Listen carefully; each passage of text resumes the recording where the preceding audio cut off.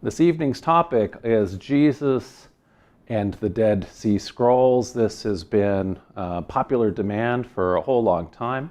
People are especially curious about the Dead Sea Scrolls, which are very, very famous, and frequently asked what relation, if any, do these have with the historical Jesus? And so we'll get into that.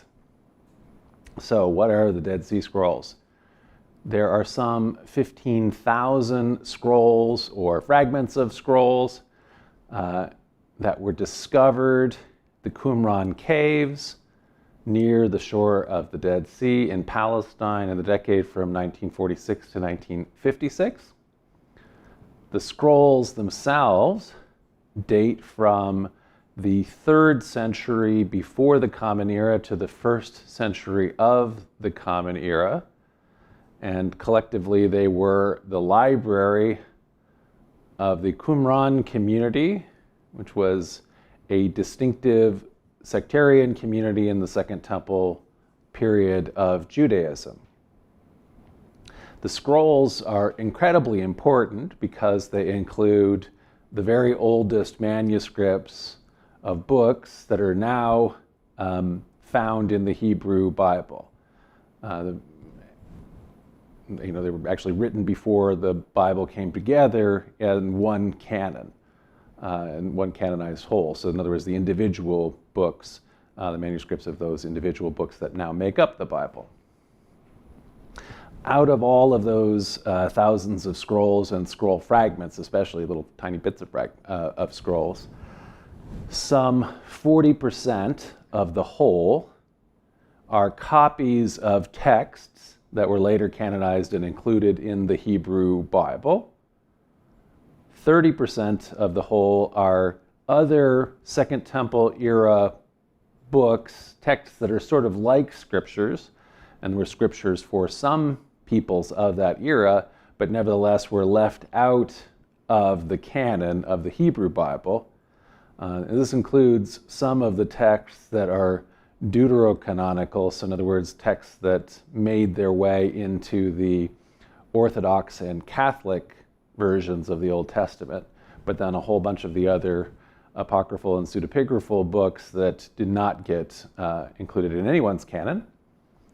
And then another 30% of the total of the Dead Sea Scrolls are of previously unknown texts that are labeled as sectarian because they are from the community, presumably, where they were found, where they stored them. So that, in other words, they come out of the library of this Qumran community that existed at the end of the Second Temple era.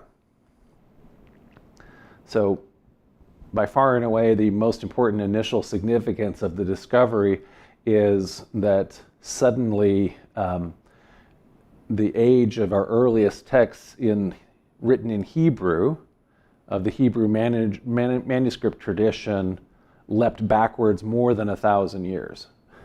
So previously, in terms of texts of the Bible written in Hebrew, the earliest manuscripts had been known in the 10th and now the 9th centuries. So for example, this page from the Aleppo Codex. And so this is what we will have had in the medieval manuscript tradition for the Hebrew Bible as written in Hebrew. There were already much earlier manuscripts of the Bible in Greek, in other words, in the Christian tradition as opposed to the Jewish tradition, including very important codices dating from the 4th century of the Common Era that survive. And there were also various earlier Greek manuscript papyri of different biblical books. But this now catapulted our earliest copies of these manuscripts before even any of those Greek versions. One of the consequences or the study of having found now these very early manuscript editions is there had been a concern that because manuscripts have to be copied by hand, so each time someone wants to make a new copy of the Torah, you have to take the existing Torah, and a scribe has to write out every letter, every word, in order to make a new one. And one of the possibilities is that there can be a fairly significant drift between the copies as scribes make errors, or they confusing words that no longer exist otherwise in the language, that they may be correct or think they're correcting, or they might make changes, or they might introduce glosses that get added in. A scribe can very easily be writing along one sentence and then actually skip a line because there's a word that exists twice. So all kinds of errors can be introduced in a scribal tradition. But the Dead Sea Scrolls have allowed us to study manuscripts, that are cutting out 1,000 or 1,200 years of scribal tradition, and it's demonstrated that actually there is remarkably little drift in the transmissions of the texts of the Hebrew Bible. So in other words, the techniques used by medieval scribes, and especially the medieval Jewish scribes, and ancient ones as well, in order to not introduce errors, were remarkably effective, because we're not getting a lot of corrections out of the Dead Sea Scrolls. We're simply getting readings that align very well with the tradition as it was preserved. We have just barely done lectures on how the Torah, how the first 5 books of the Bible, the Pentateuch, attributed to Moses, how these texts, which were written by multiple authors, how they came together in their present form. And we reviewed essentially a supplementary hypothesis for the formation of the Pentateuch and a documentary hypothesis for the formation of the Pentateuch. And people ask, well, doesn't the Dead Sea Scrolls shine some light on this question? And the answer is no, it really doesn't, because as early as they are still 100 or so, 200 years later than when we already get to this brown area, which I'm kind of calling the redacted Pentateuch, the Pentateuch as we more or less now have it. And so that was also true when we looked at the Samaritan Pentateuch. So when we looked at the Samaritan Torah, it also diverges after the main final redaction, and so it doesn't tell us about this source. What we would have needed to find, if for one or the others of these hypotheses to be found to be the case, we would have needed to find, let's say, an independent manuscript that only has the Elohist part of the Torah. If we had that, or if we had let's say one of the 2 Noah's Ark stories, which in the present form seem to be interlaced, 2 separate voices interlacing each other. If we had a manuscript that had just one of the 2 versions of that not interlaced, that would tell us an awful lot about the formation of the multiple authorship of the Bible, how it formed. But because we don't have any such manuscript found among the Dead Sea Scrolls, this question, no light is shed on this question. There has been an even earlier discovery of biblical texts. So found in Jerusalem, there are 2 tiny silver scrolls, I think found in a tomb, that actually date to the first temple period, so before the fall of Jerusalem, before the Babylonian captivity. And if we were to find, like I say, something like this, where we have like an uninterlaced story of Noah and the Ark, that would kind of tell us something. In other words, that it existed as a discrete source. But unfortunately, the text in this little scroll only briefly quotes a passage from Numbers. There are allusions to other Torah sections, but it quotes a prayer from Numbers, which is part of the priestly text, but because it's also a discrete prayer, the priestly source here could actually be quoting a known earlier prayer, so it doesn't really give us any too much insight into Torah authorship and the formation of the Torah. But it's very interesting because this very ancient text that alludes to Torah texts and quotes Numbers is actually written in Paleo-Hebrew, so the original abjad, the original writing system that was used before the exile. After the exile, the Hebrew scribes adopt the Aramaic writing system, which we think of now as modern Hebrew. So in other words, one of the influences that was adopted during the stay in Babylon was adopting a different writing system. Okay, so when we look at all of the different biblical and also scripture-like individual texts that are found among the Dead Sea Scrolls, the very most popular book that was there is the Psalms. And so there are at least 39 different manuscripts of the Psalms that are recovered there. And so going down in order from there, the next most popular book was Deuteronomy, then the first book of Enoch. And so Enoch is not a book that made it into the Hebrew Bible, but it is a very popular book of the pseudepigrapha, and it's part of the Ethiopian canon. We've done a whole lecture, actually 2 lectures, on the first book of Enoch. The next most popular book is Genesis, then Isaiah, then the book of Jubilees, which is another one of these pseudepigraphal texts. Jubilees is also in the Ethiopian canon, but not in anybody else's Bible. Exodus, Leviticus, Numbers, the book of minor prophets. So in the Christian Old Testament, prophets like Jonah and Micah and so on are all divided up in their own books. They're all one scroll in the Jewish canon together as the minor prophets. Then Daniel, Jeremiah, Ezekiel, Job, Tobit, Kings, Samuel, Judges, Song of Songs, Ruth, Lamentations, Sirach, Ecclesiastes, and Joshua. So those are all the books that have at least 2 manuscripts. So the Qumran library, the Dead Sea Scrolls, include copies of all of the books that made it into the Hebrew Bible, except the book of Esther, and then also includes books like Tobit and Sirach, Baruch, later additions to the Psalms, books that made it into the Deuterocanon, the Apocrypha according to the Protestants, the Deuterocanon according to the Orthodox and Catholic Bibles, so part of their Bibles, but not part of the Hebrew or Protestant Bibles. So why is Esther left out?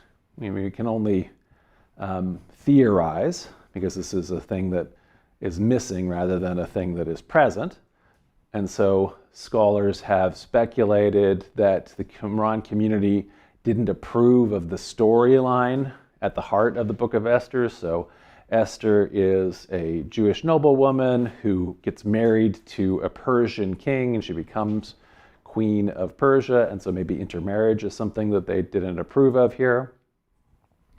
Additionally, the book of Esther creates the sort of, I mean, this is a fictional story, there's no historicity to Esther, but it creates a backstory for the Jewish Purim festival, which may have been actually adapting a Persian festival into Judaism.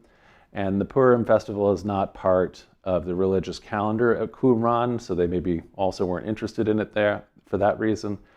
The book is also, it's a fun book to read, but it's largely a secular kind of novel. There's no particularly religious aspect to it, no mention of God, so it's very rare among books of the Hebrew Bible for that, for all of those reasons, and so it's left out of the text that interested the people at Qumran. It's not among the Dead Sea Scrolls.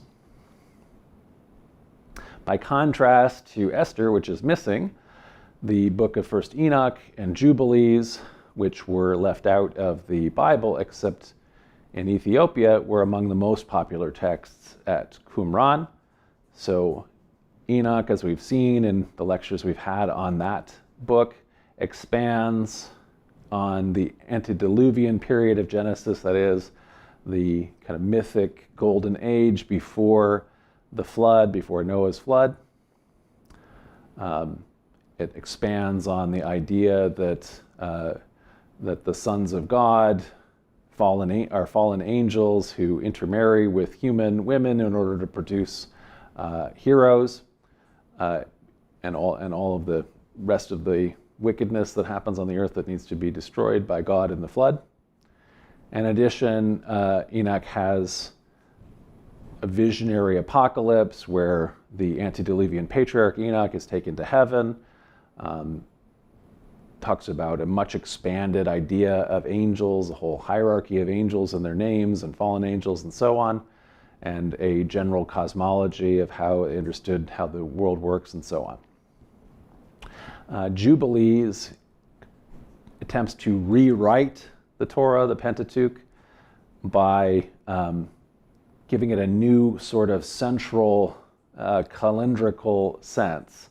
So Jubilee, according to the Book of Jubilees, is a period of 49 years.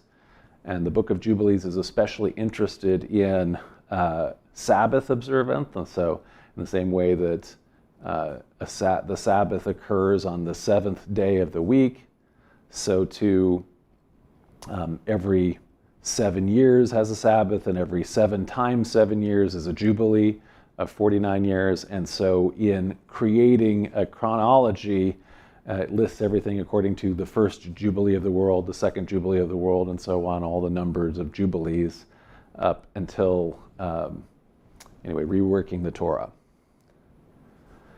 Calendar is something that is common, a different calendar, something that is common to both First Enoch and Jubilees. Both of them insist on a year that is 364 days long. And so the interesting thing of having a 364-day year is that you can get to that by dividing that evenly by 7. And so 364 divided by 7 is 52. And so that means that a year is precisely 52 weeks.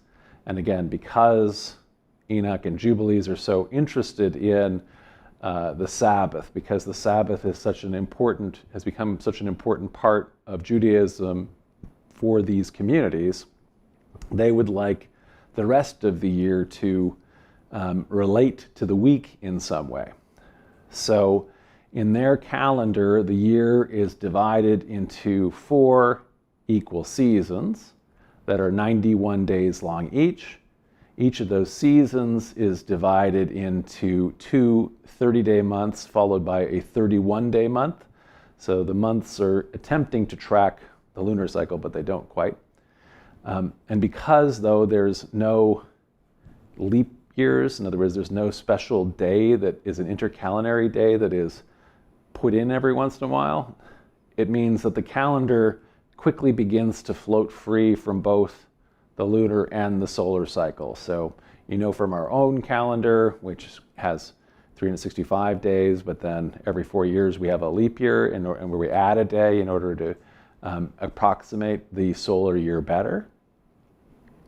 We do that so that we don't get off from the seasons. And so you can imagine if you had a year that's only 364 days long, and you never have a leap day or leap year or anything like that, then it will get off fairly quickly as it moves against the seasons. So our calendar, which is based on the Julian calendar with a couple modifications, the Gregorian calendar, it's the Roman calendar and it's solar. And so that means it keeps pace with the sun as the sun moves through the sky. And as a consequence, the seasons, since summer and winter are determined by the placement of the earth in relationship to the sun. But because it is following that way, it doesn't keep pace with the moon's seasons, since the moons are aligned, our months are aligned relatively arbitrarily, a weird number of days in each one of them. That's kind of a historic atrophy, but it doesn't really apply it won't tell you when there's a full moon or when there's going to be a new moon and so on. you don't know that, June 1st is definitely going to be a new moon or something like that, because the moon cycle rotates freely and is not aligned with our calendar. So by contrast, the Muslim calendar is entirely lunar, and so it tracks when the full moon is going to be, when there's a waxing gibbous and a new moon and so forth. And so therefore it aligns with the tides that are related to the months, but not the seasons. So the Muslim calendar is constantly moving against our calendar, and because it's much shorter, the year. There's another calendar that is lunisolar,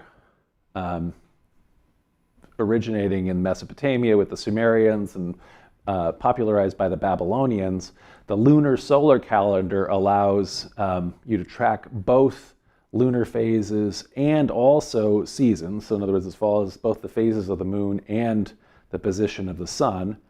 And it does that by essentially having intercalary months that allow it to align fully every 19 years. So the solar phase is getting off more and more and more, but over time, over a 19-year period, mathematically, the lunar phase and the solar phase more or less line up. And so it keeps fairly consistent with both, with just a little bit more movement than our solar calendar does. So the Sumerians developed this calendar in the 4th and the 3rd millennia before the Common Era. And like I say, it was adapted and spread across the ancient Near East and was adopted by most everybody except the Egyptians. During the Babylonian captivity, which is the second Babylonian period, so not the original Babylonians that popularized the calendar, but still used by them, the Jewish exiles in Babylon adopted the Babylonian variant of the calendar, including the names of the months in Babylonian, and that continues to be the Jewish calendar to the present day. So that was what is accepted and adopted by the temple establishment during the Second Temple period, the people who came back, the exiles who returned, and then continued to be the calendar of Rabbinic Judaism. So the Babylonian calendar, like I say, informed the Sadducees, who were the head of the establishment, the religious establishment in Jerusalem during the Second Temple period, and it informed how they dated the different religious festivals of the year, which is important for everybody worshiping at the same time, the same way that in Christianity, the question of the date of Easter has been of such importance. And even now, Christians of different denominations don't have the same calendar calculations. So we all know that there's, an Orthodox Christmas, which is very different from the Western Christian Christmas. So while the Babylonian calendar, like I say, tracked both lunar phases and seasons, it had no connection with the 7-day cycle of the week. So the Babylonians also marked off 7-day weeks, but the week, like say if the week starts on a Sunday, that doesn't always begin, it's not always Sunday on January 1st, the beginning of our year. So January 1st can be any day of the week, it can be a Wednesday or a Thursday or something like that, because the week is continually cycling through a 7-day cycle, regardless of what's happening in terms of what month it is or what year it is. It doesn't care. It's not connected to either of those. And so, like I say, because of this growing importance of the Sabbath towards the end of Second Temple Judaism, members of the Qumran community sought to align their calendar with it.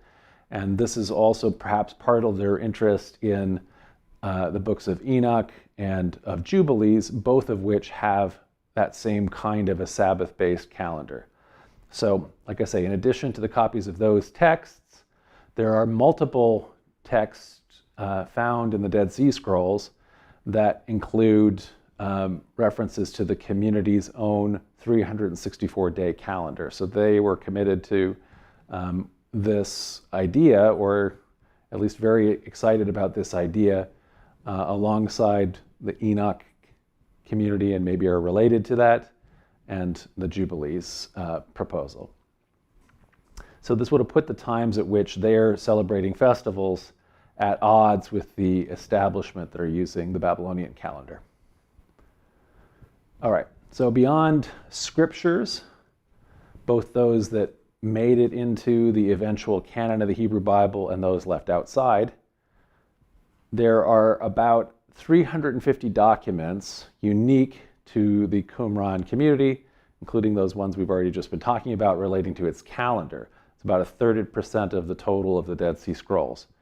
And so I just want to take a look at some of these texts that are labeled essentially by scholars as sectarian texts, that is to say, the ones that are coming out of this community, this sect of Second Temple Judaism. And so we'll look at the War Scroll, a book that is a commentary on the prophetic text of Habakkuk, one of the minor prophets, a scroll that is the Rule of the Blessing, and the Community Rule Scroll, which we'll read a lot of.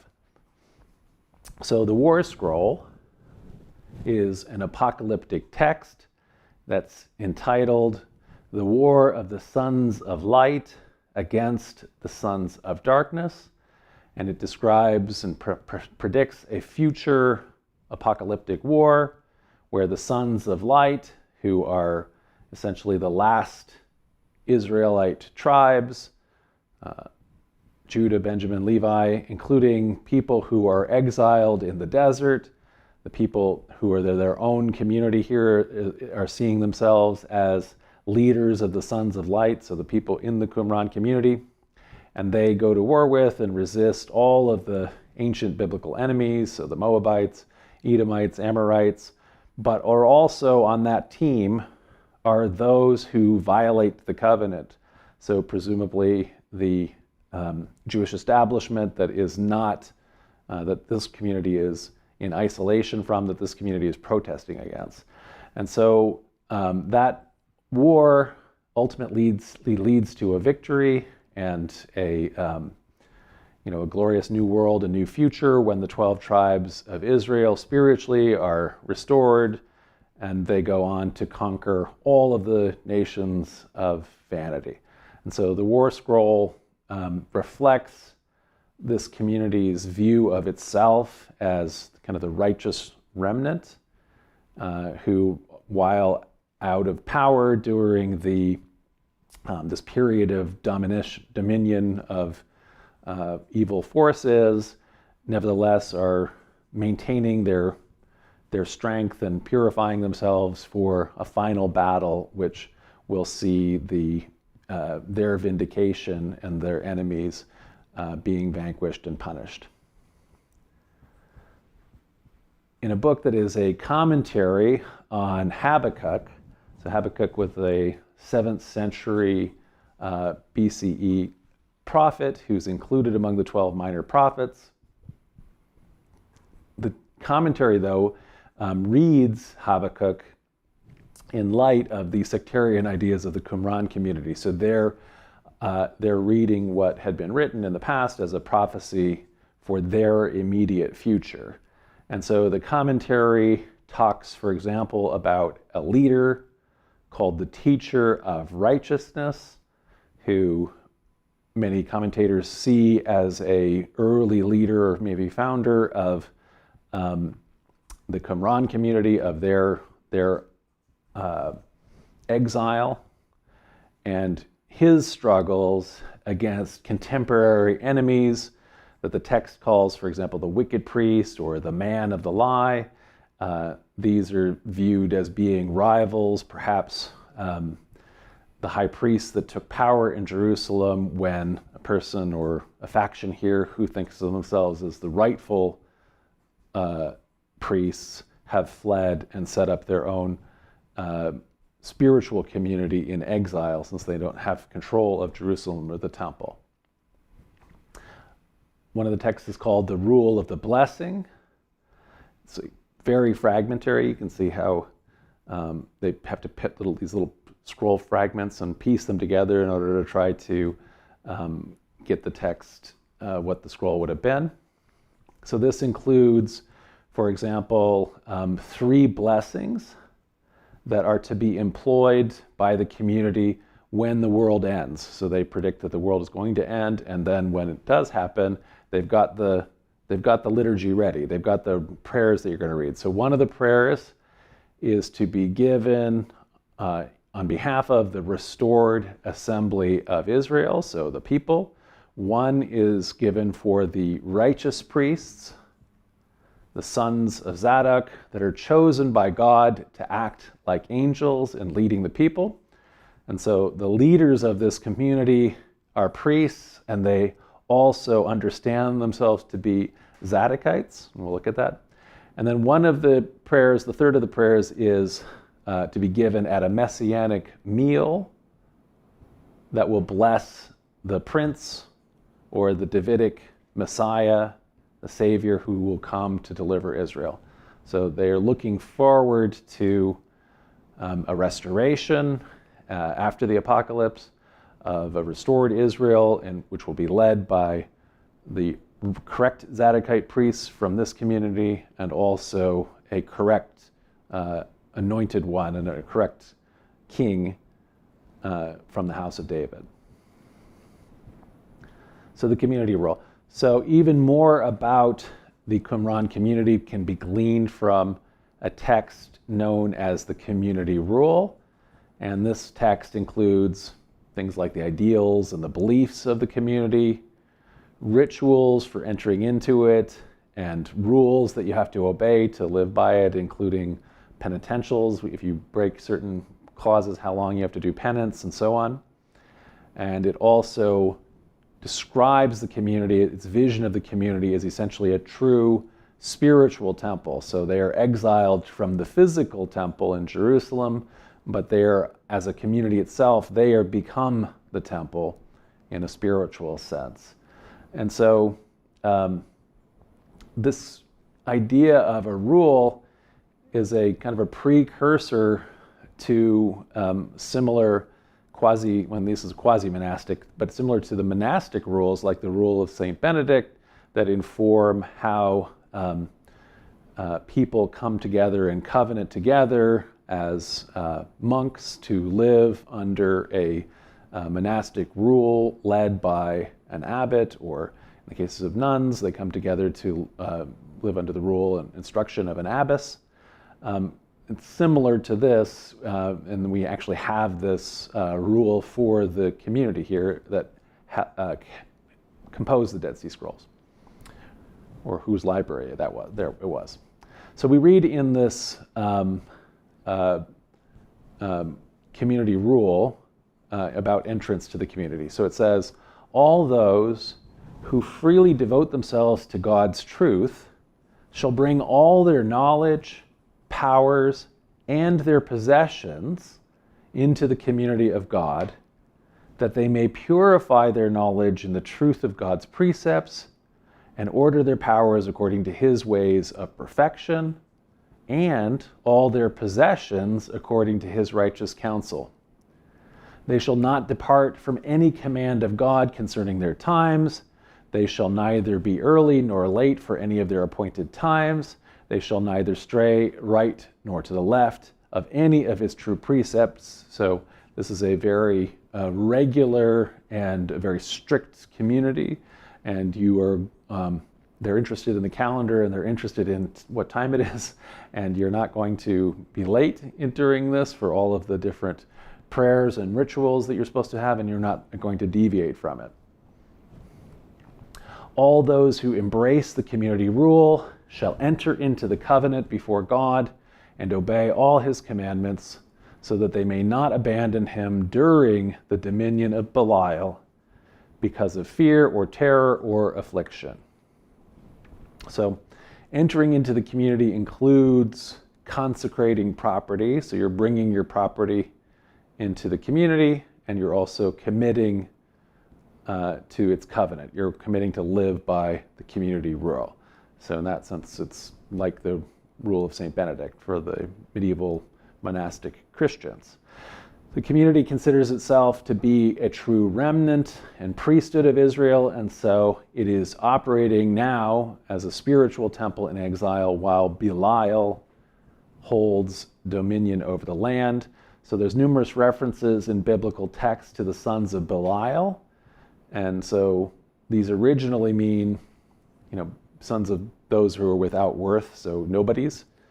But by the time the community rule is written, the idea of a cosmic devil, which is really absent among the earliest writers of the Bible in the First Temple period, this has been introduced into Second Temple Judaism, and Belial has become a synonym for Satan or the devil. So contemporary leaders in Jerusalem here are understood to be operating in the dominion of Belial, and their actions have to be renounced by anybody who wants to enter the community. So we read in the community rule, the Levites shall recite the iniquities of the children of Israel, all their guilty rebellions and sins during the dominion of Belial. And after them, all those entering the covenant shall confess and say, we have strayed, we have disobeyed, we and our fathers have sinned and done wickedly in walking counter to the precepts of truth and righteousness. So you're renouncing, you're repenting the ways of the people outside the community, the Israelites that are being led by the wicked people in Jerusalem. The community that you're entering sees itself as the sons of light, and they are operating in direct opposition to leaders outside of the community who are the children of darkness. So the master of the community shall instruct all the sons of light and teach them the nature of all the children of men, according to the kind of spirit which they possess, the signs of identifying their works during their lifetime, their visitation for chastisement, and the time of their reward. So the community has a dualist view of the cosmos, and it sees humans as divided into two warring camps that will continue warring until the end of the world. All the children of righteousness, it says, are ruled by the Prince of Light and walk in the ways of light. But all the children of injustice are ruled by the angel of darkness and walk in the ways of darkness. The nature of all children of men is ruled by these two spirits, and during their life, all the hosts of men have a portion of their divisions and walk in both their ways. And the whole reward for their deeds shall be, for everlasting ages, according to whether each man's portion in their two divisions is great or small. For God has established the spirits in equal measure until the final age, and has set everlasting hatred between their division. So truth abhors the works of injustice, and injustice hates all the ways of truth, and their struggle is fierce in all their arguments, for they do not walk together. But God has ordained an end to this lifelong or cosmic long struggle when there will be a final vindication of the righteous. God has ordained an end, we read, for injustice, and at the time of his visitation, he will destroy it forever. Then truth, which is wallowed in the ways of wickedness during the dominion of injustice, until the appointed time of judgment, shall arise in the world forever. So, the community that has been suffering here in exile while all of injustice and wickedness seems to be having dominion over the whole world, that is a time of temporary suffering. Eventually, injustice is going to be destroyed. Righteousness shall arise and have the world inherit the earth forever. And so although monotheists, the writer of the community rule, the Qumran community here, have a very dualist explanation for the problem of evil. Why do righteous people like them suffer? Why have they been kicked out of Jerusalem? Why are they in exile when their enemies, who are so clearly false priests and teachers of lies, why should they be in charge of the temple and in league, frankly, with horrible Hellenistic monarchs and later Romans and so on? Why are they all in ascendant in the world when the true righteous priests should be the ones that are vindicated. And the answer is going to be that eternal rewards and punishments are coming at Judgment Day, after an apocalypse, when there will be now a final age of truth where the wicked will find no place. Okay, so who are the people of the Qumran community and who are their enemies? I've indicated this a little bit already, talking about the enemies as the people who are in charge, in power in Jerusalem. So in the community rule and other texts like it, the leaders are described as priests who, like the Sadducees in Jerusalem, consider themselves to be descendants of Zadok. So Zadok is giving it to the Greek name Sadducee. So Zadok is the eponymous ancestor of the priestly line, the high priestly line. And so they consider themselves to be sons of Zadok. And in the biblical account, Zadok is the high priest at the time of when King David is king. So this is a mythic time where these ancestors are eponymous. In other words, these are character names that are found based on the name of the family. And so they assume that since we're called sons of Zadok, there must have been a Zadok at the past. He was David's priest, the same way that the king's ancestors, they're called the sons of David. There must have been a David in the past, and that's connects those two eponymous mythic ancestors. Mostly mythic. You know, there might have been an actual historical person about whom little is known.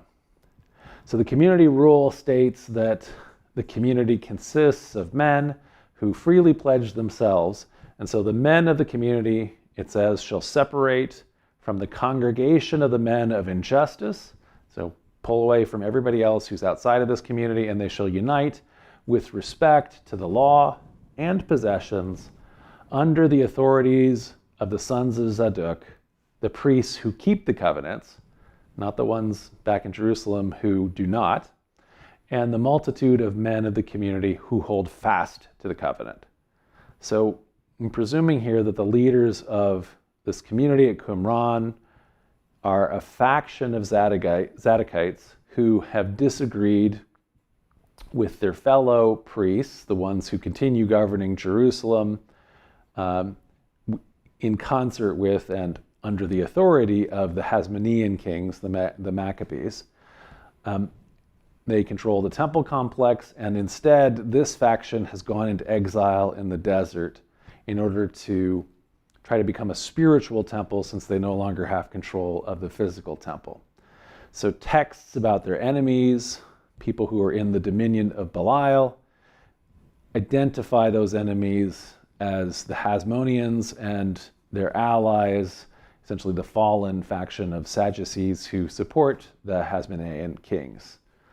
So if we just ground ourselves just briefly in the chronology of the Second Temple period, you can see at the left hand of this, the destruction of the First Temple begins the exile period of the Babylonian captivity.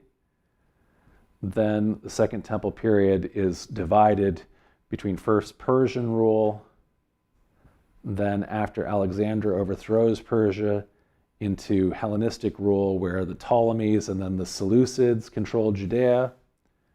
And then when the Maccabees, Jewish priests, rural Jewish priests, lead a revolt, that begins the Maccabee or Hasmonean period, which has a brief period of full independence as a kingdom that's really important. As we even saw in our Torah, when did the Torah become authoritative? When did it become really important to the religion? It happens especially in this period. And then finally, when the Hasmonean kingdom is conquered by the Romans and becomes a client kingdom under the Herods, or ruled directly by the Romans. And so essentially that kind of gives us the scope of it. And Qumran is founded during that Hasmonean period. And so this is when we're kind of talking about where these Dead Sea Scrolls are being collected and or being written. So as we say, after Alexander the Great conquered Persia, Judea, Samaria, which had been provinces of the Persian Empire, became provinces of those Hellenistic successor kingdoms. So they originally fell under the authority of the Ptolemies, who ruled from Egypt. But later, the Seleucid kings of Syria were able to successfully conquer them from the Egyptians. During the whole Hellenistic period, elites in both Samaria and Judea, but all of the provinces really were heavily influenced by Hellenism. Many of the cities were refounded as Greek cities. The Seleucids were initially the primary successor to Alexander and the Persians, and so really controlled an empire that went from western, what's now Turkey, all the way into Afghanistan, and especially across the Persian heartlands of Iran and Iraq. But slowly over time, the Seleucids contracted and lost territory until by the end, they're essentially a rump state that rules a kingdom of Syria. And ultimately, this too was lost when the Romans conquered it and annexed it. So the decline of Seleucid power, the decline of the Hellenistic powers generally provided the context for the Hasmonean kingdom of Judea to have a revolt and a relatively short-lived but important kingdom from the standpoint of Judeo-Christian history. So the Maccabean revolt broke out initially as a reaction against Hellenism. So the idea of that Greek and Greek customs, Greek education, Greek philosophy, Greek religion were in vogue and popular, and were being sort of incorporated into the religions of the subject peoples, and how much of that should be adopted by Jewish people, how much of it should be syncretized and incorporated within Judaism, or how much should it be just resisted, was a question. So at a certain point, the Seleucid king, Antiochus IV, decided to suppress the Jewish religion altogether, and in doing that, he set up an idol or altar to Zeus in the Jerusalem temple, which sparked a revolt by a rural priest, Judas Maccabeus, Judas the Hammer, which unexpectedly, successfully was able to take Jerusalem and rededicate the temple, cleansing it of any pagan associations that the Seleucids had added. So the revolt created some autonomies. They were not independent of the Seleucids, but essentially, after destroying a couple armies, the Seleucids recognized the Maccabees' right to rule as local leaders, as ethnarchs of the area around Jerusalem. And so Judas Maccabeus' brothers began to be ethnarchs and high priests. And then John Hyrcanus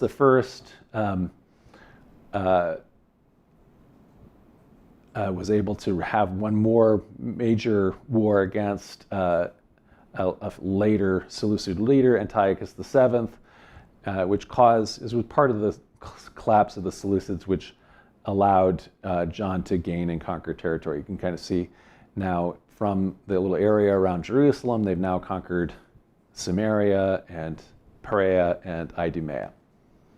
So John Hyrcanus' son, Aristobulus, successfully asserted independence for the kingdom and assumed the Greek title king, Basileus, as well as high priest. They'd been ruling as high priests.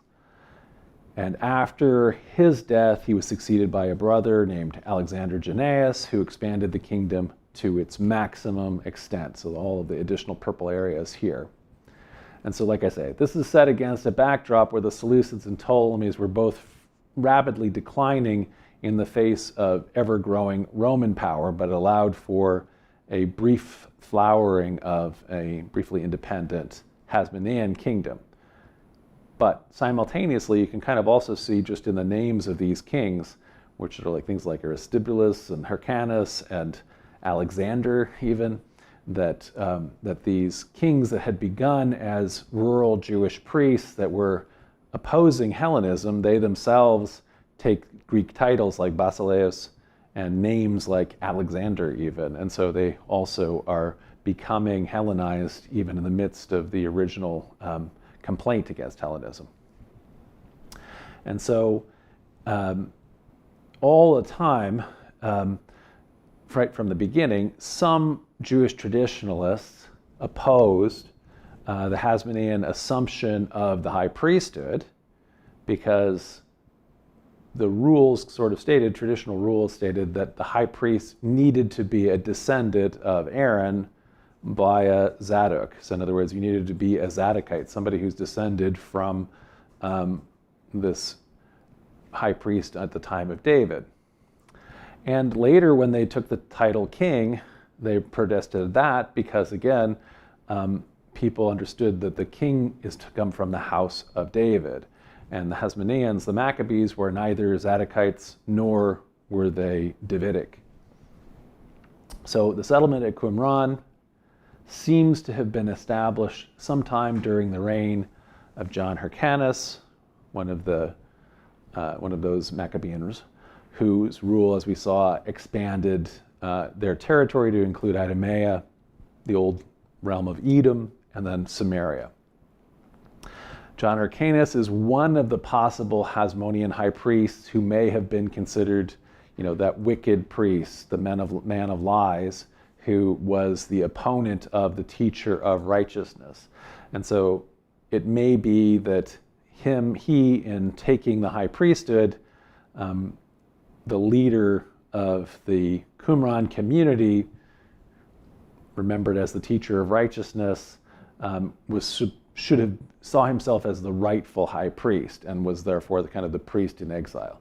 So we can't know that. In many different, almost all of the different Hasmoneans have been identified as the wicked priest. And so somehow, anyway, the idea is that this community considers the Hasmoneans anyway to be the enemies. And so if we look at kind of the overall timeline of the Hasmonean period, so from the revolt, that begins in 167 before the Common Era to the time period when we get to John Hyrcanus, at that point the Qumran community is founded, and then it lasts all the way into the first century of the Common Era, which is off this chart, but when Jerusalem is destroyed, it also is destroyed in the Roman Jewish War. But essentially, the Qumran community is essentially existing in the backdrop of this Hasmonean period that reaches its height sort of around the year 100 and 110, that kind of before the Common Era. Okay, so like I say, the community that produced these sectarian texts and collected the Dead Sea Scrolls considered itself the spiritual remnant of the true Israel. As we've seen, their beliefs were dualistic, apocalyptic, and messianic. Their leaders were priests who opposed the Hasmoneans, and they lived, at least in Qumran, in a strict quasi-monastic communal life, sharing property and living very strict rules in the desert. So who is this community? Most scholars identify the Qumran community with a sect that is known from our historical sources by the Greek name Essenes. So in Greek, one of the ways you say that in Greek is Essenoi. So the meaning of Essenoi is disputed. So lots of different etymologies were proposed in antiquity for where did that come from? But one proposed modern etymology actually proposed for this community. What does that Essene mean? It was proposed before the discovery of the Dead Sea Scrolls, is that Essenoi comes from a Greek rendition of the Hebrew Osei HaTorah, so doers of the Torah, and then later that doers of Torah is one of the self-designations for the community that was subsequently found in the text of the Dead Sea Scrolls. So that has gained some credibility or some some traction as people wonder where the word Essene comes from. We also saw that they also call themselves the children of light. There's more than one name that the community calls itself, but doers of Torah may be where this word Essene comes from. Let's look at what our historical sources, how they describe the Essenes. In his book, The Natural History, the Roman historian Pliny the Elder, famous for his death while he is investigating the eruption of Mount Vesuvius. He wrote this beforehand. Pliny located the sect of the Essenes, quote, on the west side of the Dead Sea, away from the coast, above the town of Engeda. And so this is a pretty suggestive matchup. So if we look at where Qumran is, a little away from the coast on the west side of the Dead Sea, and above Engedi, which is at the middle of the Dead Sea. So it's a pretty good matchup for where Qumran is. Philo and Josephus, by contrast, they also talk a lot about the Essenes, and they suggest that they are a sect that lives throughout Judea as a minority in a number of different cities and villages. And so people have said, well, that could also still be true. There could be, in addition to this sort of home base at Qumran, where there is a quasi-monastic community that's keeping its library and a lot of its primary rituals, that there could also be a type of Essenes that are not living in the community, that are spread throughout the different towns and villages, who nevertheless consider themselves to be associated with Qumran, so in other words, of the sect. So Josephus famously lists the Essenes as one of three philosophical schools or sects of Second Temple Judaism in his description of that for a Roman audience in his book, The Jewish War. And in doing this, Josephus you always have to be careful when how you're reading him. For one thing, he's always self-serving. He's also attempting to be apologetic for the Jewish people on behalf of the Romans, wanting Romans and Jews to not be at war with each other, and also to the Romans to respect Jewish antiquity. And he also tries to paint Judaism in familiar terms that are familiar to the Romans, so in kind of Hellenistic terms. And so he's comparing essentially Jewish sects to Greek philosophical schools. Josephus says there are three philosophical sects among the Jews, the followers of the first of which are the Pharisees, of the second, the Sadducees, and the third sect, which pretends to a severer discipline, are called Essenes. These last are Jews by birth and seem to have a greater affection for one another than the other sects have. These Essenes reject pleasures as an evil, so they're ascetics, they're not hedonists, but esteem continence and the conquest over our passions to be virtue. They neglect wedlock, but choose out of other persons children while they are pliable and fit for learning, and esteem them to be of their kindred, and form them according to their own manners.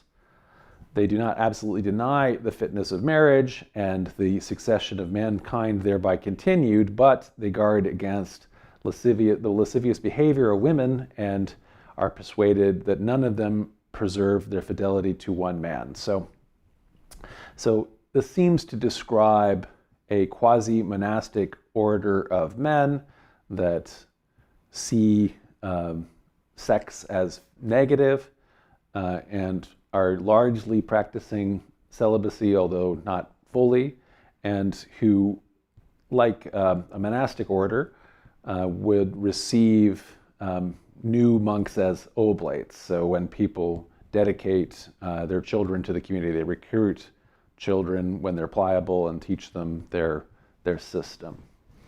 So this doesn't describe the precise practice at Qumran, because there were some women and there's some married people in Qumran, but Josephus himself mentions a variety of the practice among the Essenes. He says there's another order of Essenes who agree with the rest as to their way of living and customs and laws, but differ from them on the point of marriage, as thinking that by not marrying they cut off the principal part of human life, which is the prospect of succession, nay, rather that if all men should be of the same opinion, the whole race of mankind would fail. But Josephus goes on to say that the group, though nevertheless, is still ascetic. They still are denying pleasures of the flesh and therefore are only interested in sex for procreation purposes. He further describes the Essenes by saying they are despisers of riches, and so very communicative, as raises our admiration, nor is there any one to be found among them who hath more than another. For it is a law among them that those who come to them must let what they have be common to the whole order, insomuch that among them there is no appearance of poverty or excess of riches, but everyone's possessions are intermingled with every other's possessions, and so there is, as it were, one patrimony among all of the brethren. So sharing of property is part of the community, and we saw in the book of the community book, that the community rule that that people had to bring their property to the community when they enter it. Josephus was further impressed with the piety of the Essenes. He says, as for their piety towards God, it is very extraordinary, for before sunrising they speak not a word about profane matters, but put up certain prayers, which they've received from their forefathers, as if they make a supplication before its rising, before the sun's rising. And after this, every one of them are sent away by their curators to exercise some of those arts wherein they are skilled, in which they labor with great diligence till the 5th hour, after which they assemble themselves together again in one place.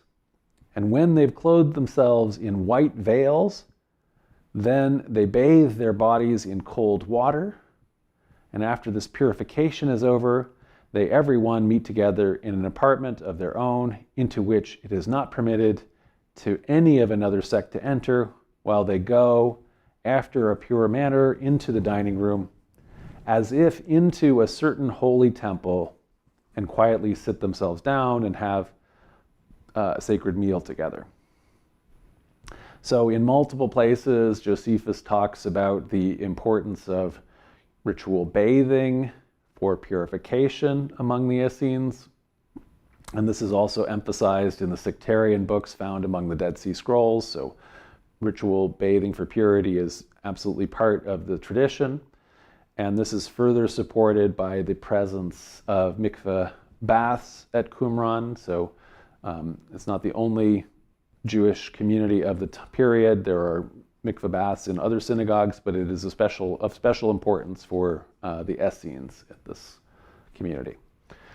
In addition, according to Josephus, the community practices asceticism as a spiritual discipline, including their diet.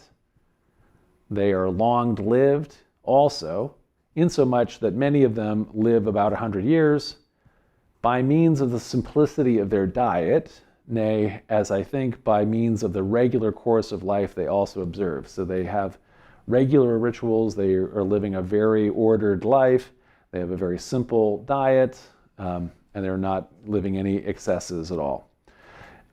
This allows them to be very stoic, as Josephus is trying to get the point across, and so that even when they are threatened with torture, as they were during the Roman war, they could not be made to eat, non-kosher foods, forbidden foods.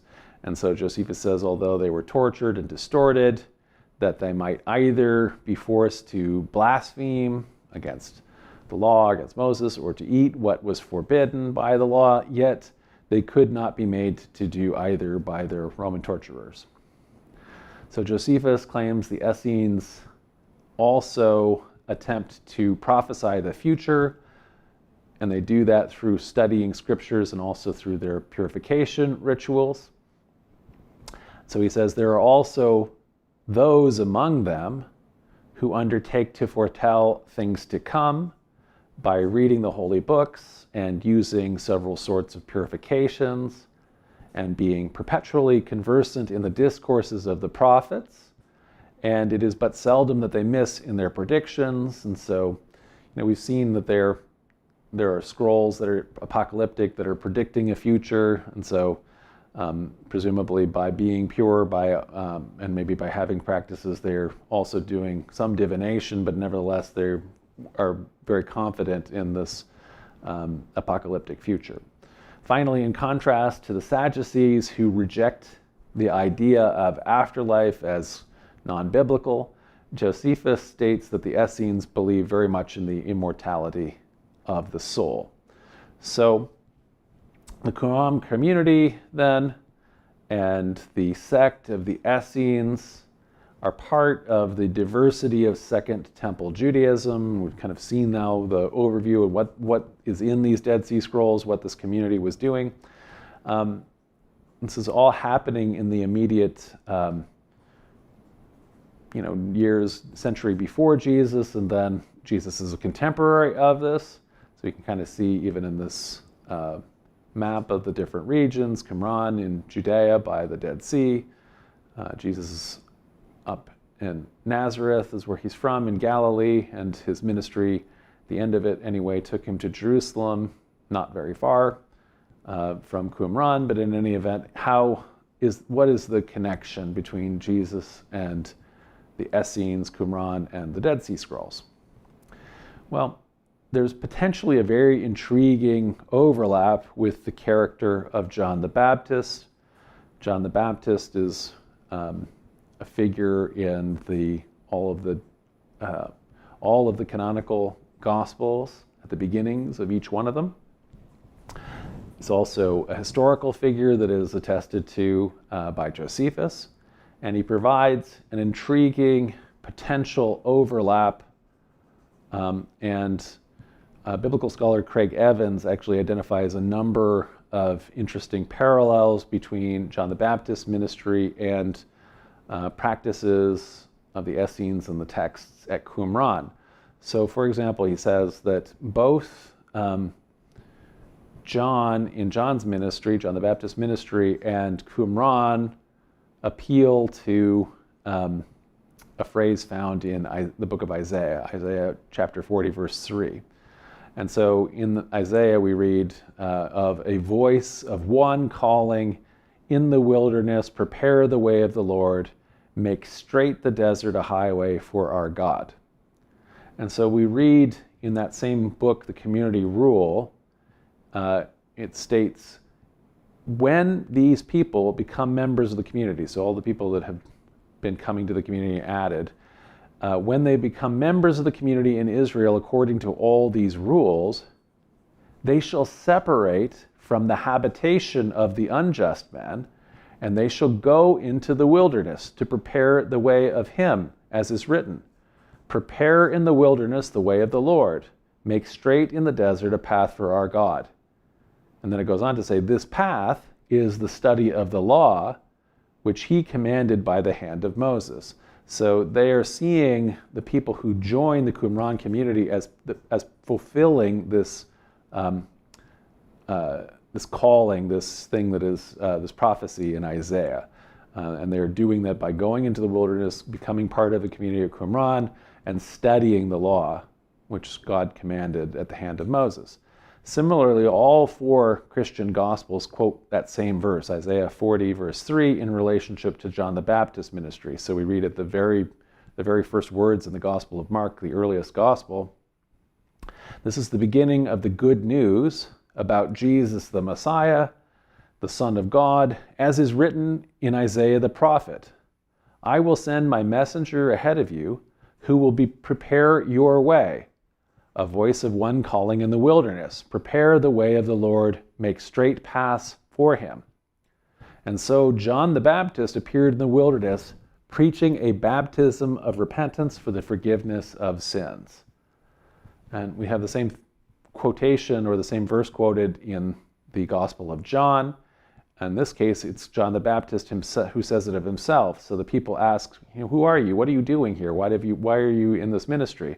And John replies, it says, in the words of Isaiah the prophet, I am the voice of one calling in the wilderness, make straight the way of the Lord.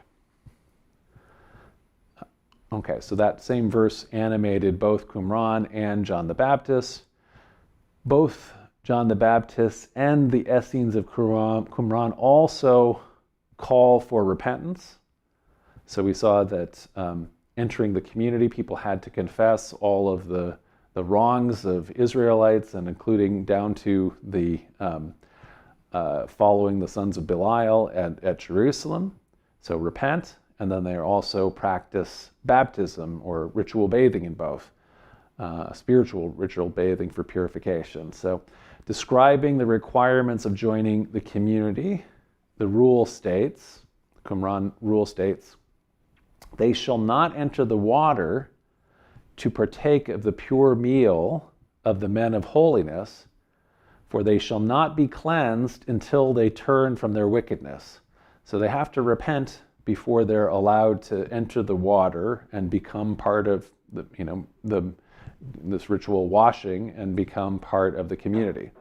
So similarly in the Christian Gospels, John the Baptist is associated with preaching a baptism, a washing of repentance for the forgiveness of sins. So he tells you to repent and be baptized.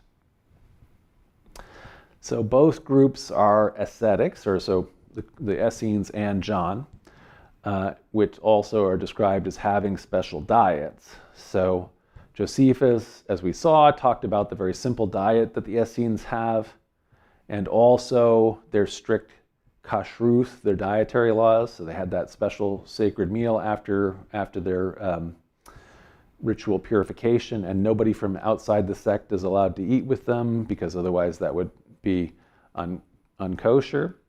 And so that prevented them from eating with people outside the community.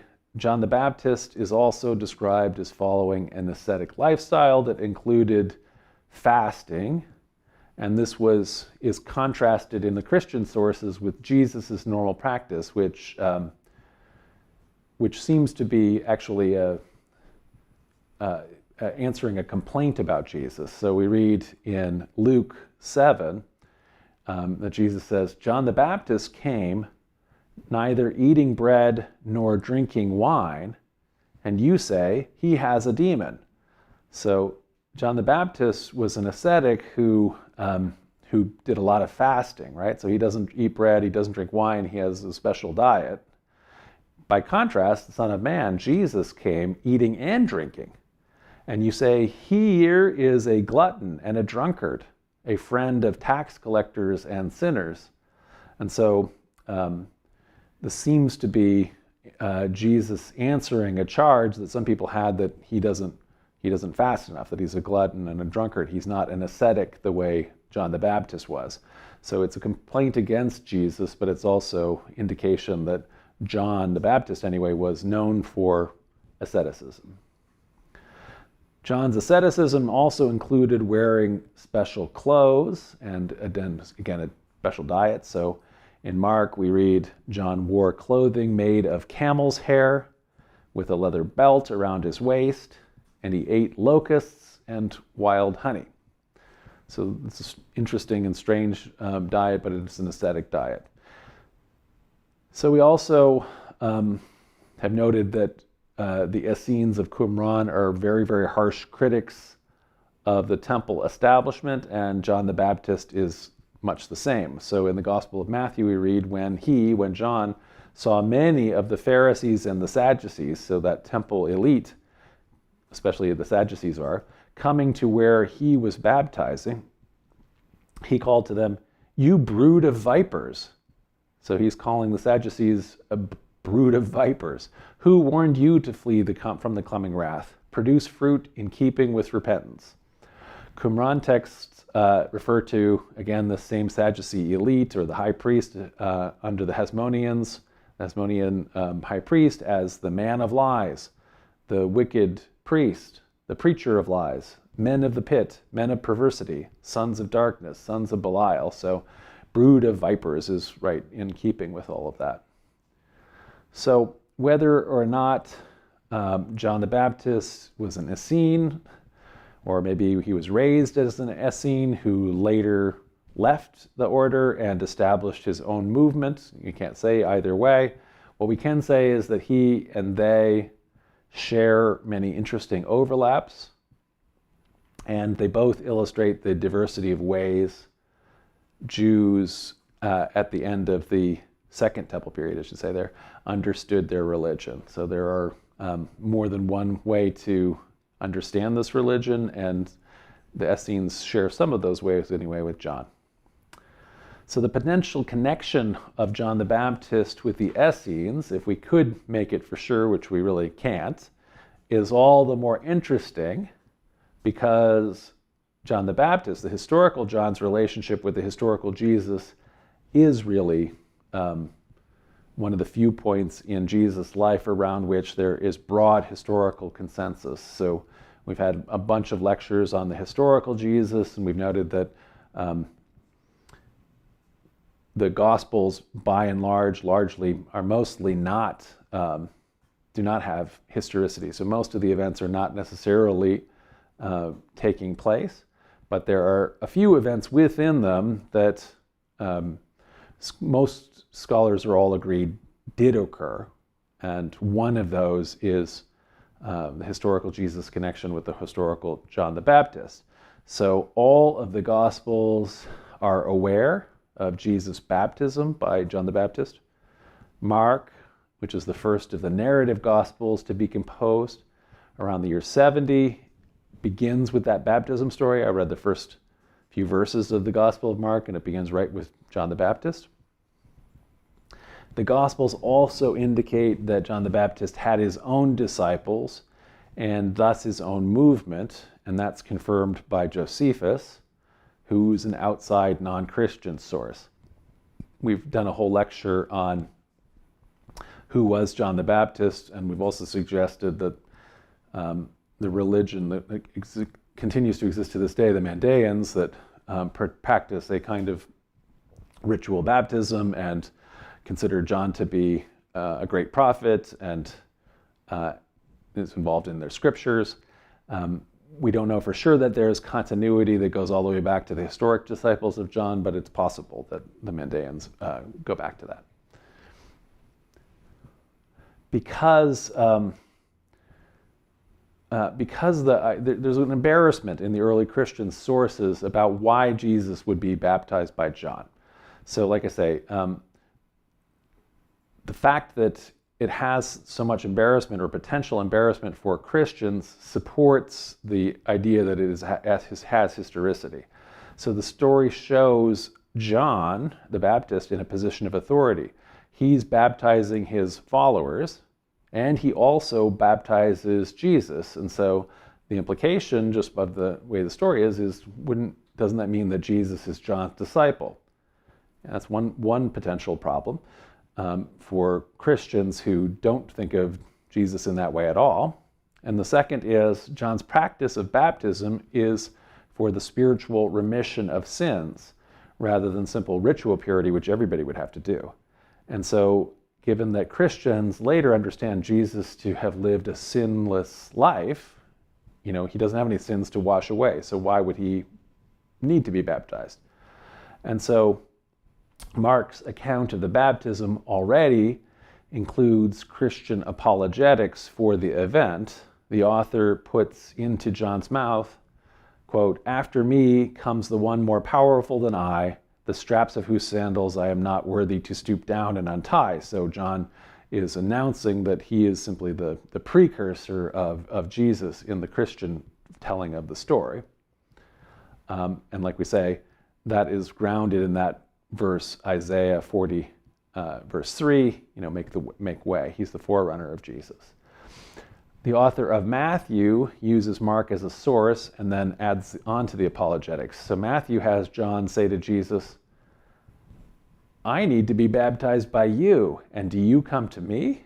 And so this counters the argument that you might have that John is the one in authority. John's saying, no, Jesus is the one in authority, and he's also suggesting, I'm the sinner, not you, so I should be the one baptized.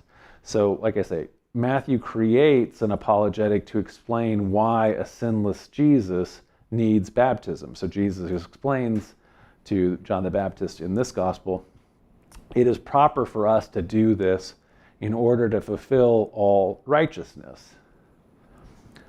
The author of Luke, who similarly is using Mark as a source but is writing independently from Matthew, is even more distressed by the story. So Luke's text changes Mark's original.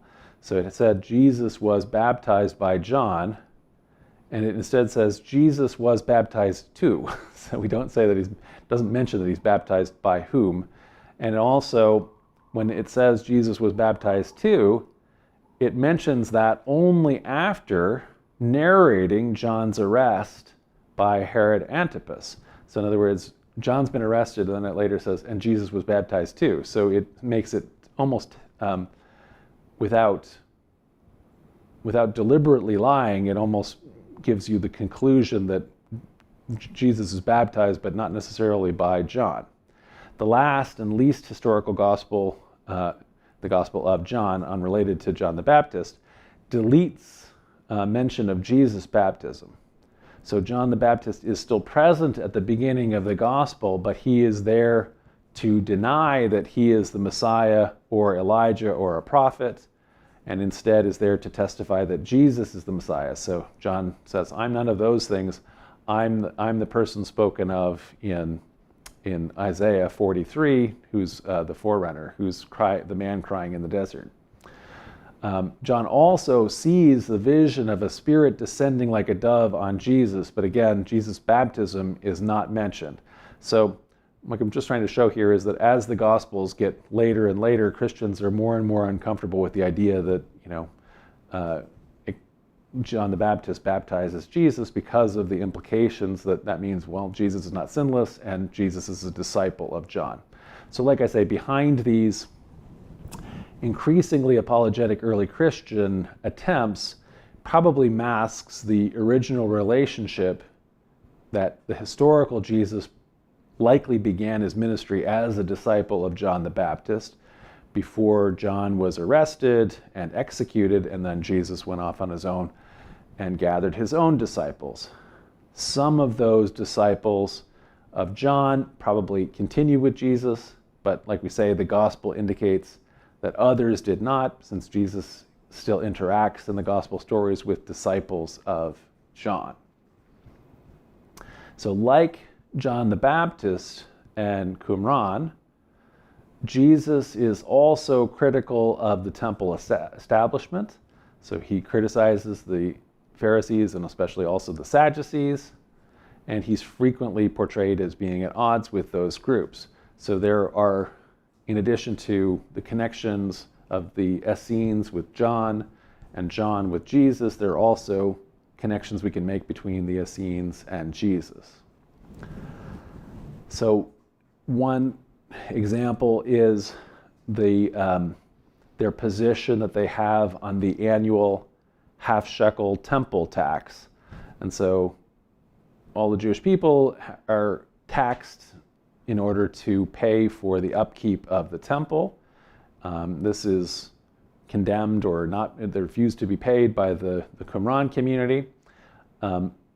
In the Gospel of Matthew, there's a question where the establishment people come and ask Peter, well, doesn't Jesus pay this tax?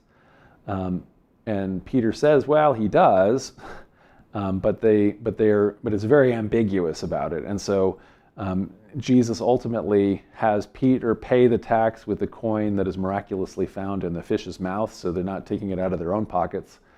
And he also suggests that God's children should be exempt, so perhaps they have the same position.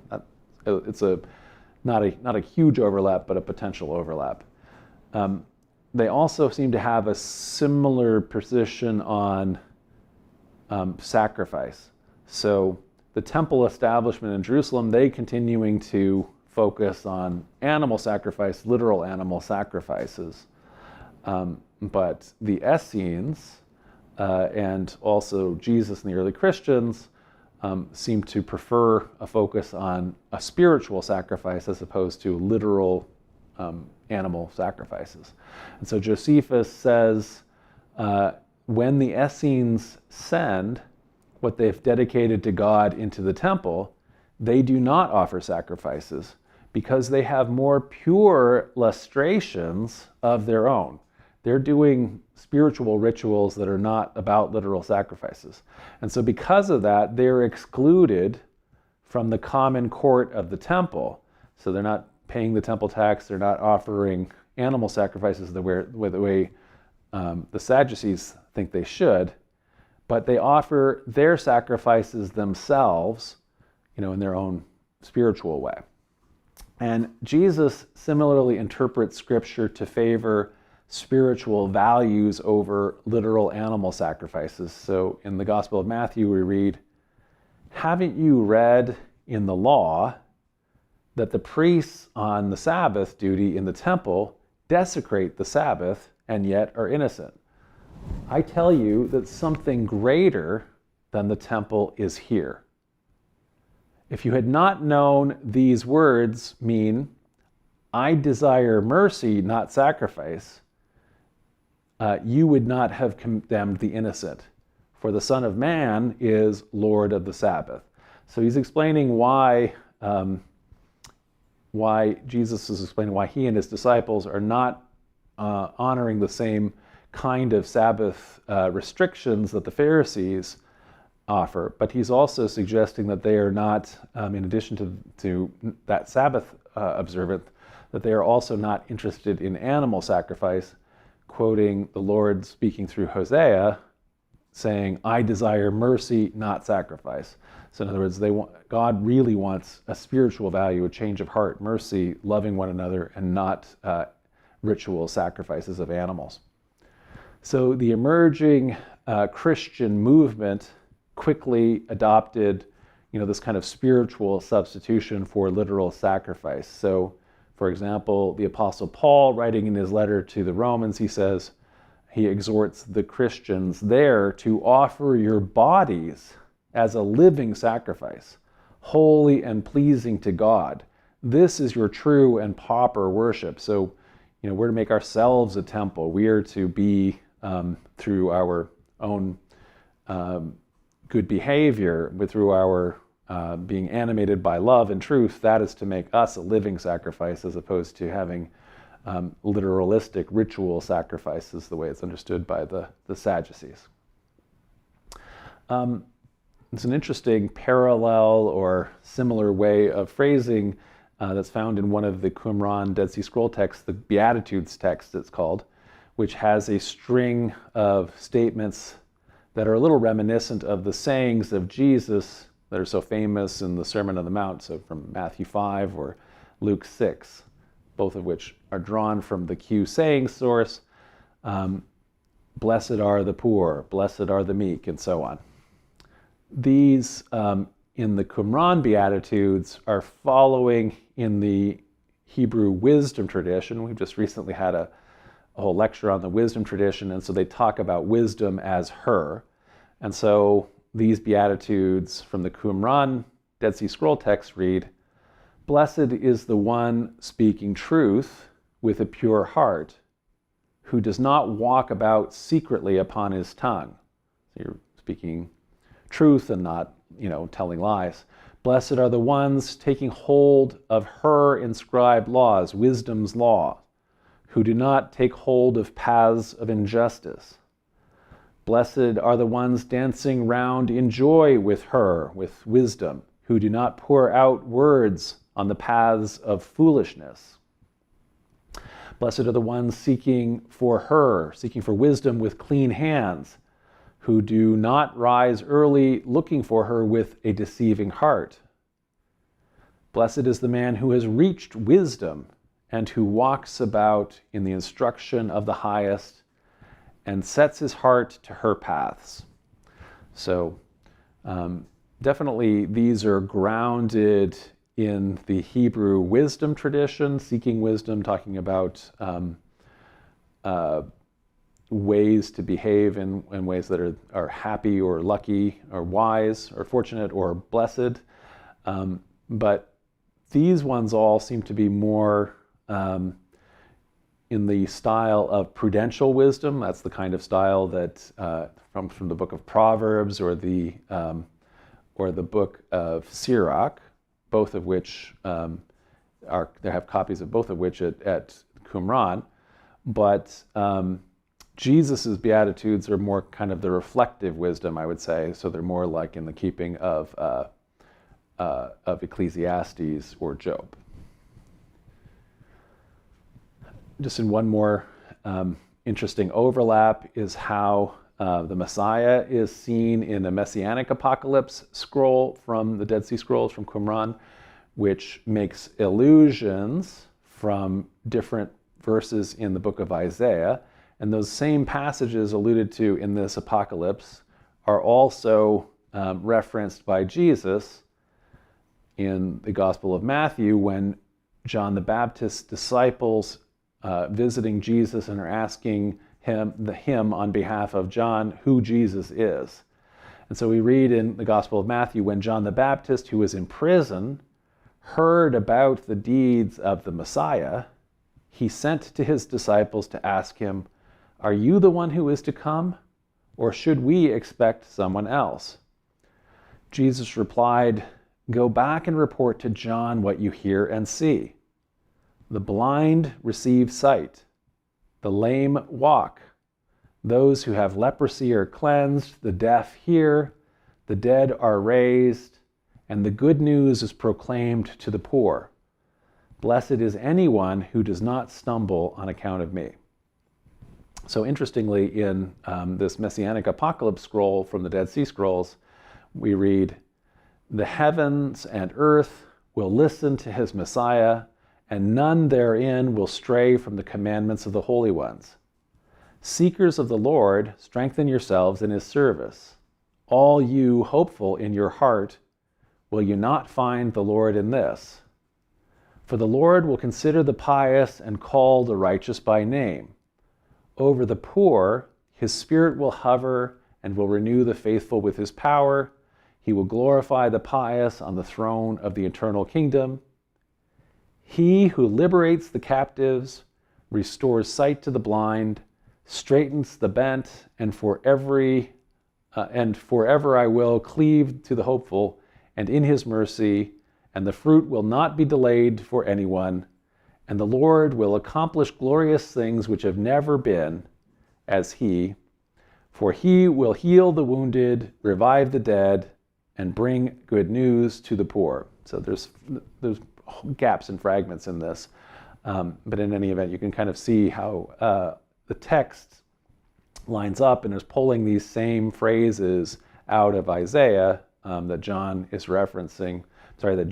referencing in his discussion to John to explain whether Jesus is the Messiah or not.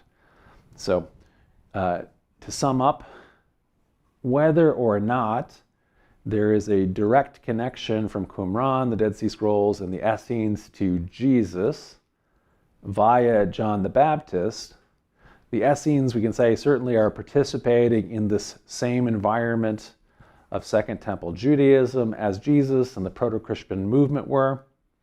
And so, in addition to the incredible value that the Dead Sea Scrolls have already had for biblical studies, and just especially our understanding of the scribal transmission and how remarkably faithful it was, and also in its importance for explaining the popularity of so many of these books that did not make it into the canon, books like First Enoch, the Book of Jubilees, and so on.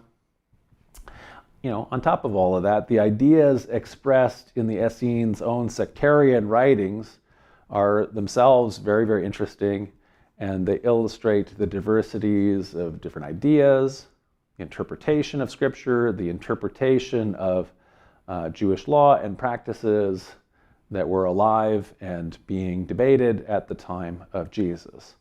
And so the value of the Qumran community has thus long outlived their own unfortunate historical extinction, which occurred sometime around the First Roman Jewish War and the destruction of the Qumran community then around the same time that Jerusalem was destroyed. And so that is my take on Jesus and the Dead Sea Scrolls. I'm going to get a glass of water while Leandro collects your questions.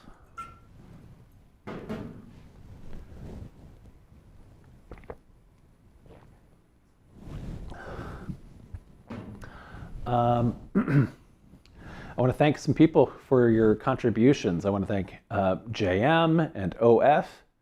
I want to thank Mad Creative, Slow Boy Fuel Pump, Daryl Scott, Mark Long, Andre UC Frere, Grycycle, and Sydney Centel. Thank you all. As a comment, and also thanks to support from Angela Wasname. Angela says, I love Mr. Hamer. I would marry him if we weren't both super gay. That is the question. Oh, is that a question? I'm sorry. No, that was a comment. That's a comment, and Landra's going to give a question. Okay. Angela says, Paul said that all scripture is inspired by God. Did Paul and Jesus consider the War Scroll, Enoch, and Jubilees as scripture? So I don't know that they considered the War Scroll as scripture. I don't know that they had access to it. Like we said, they probably didn't have access to that.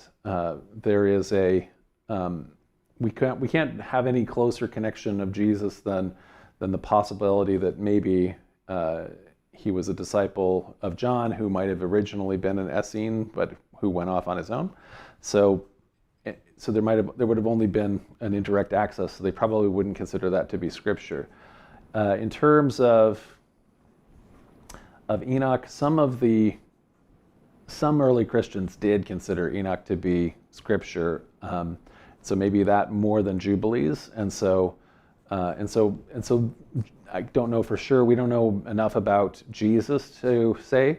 We don't have Paul quoting those two texts, but other early Christians do, and so they might have. All I can say is that they might have considered it scripture or not. The canon hadn't fully formed, and those were certainly continuing to be very popular books.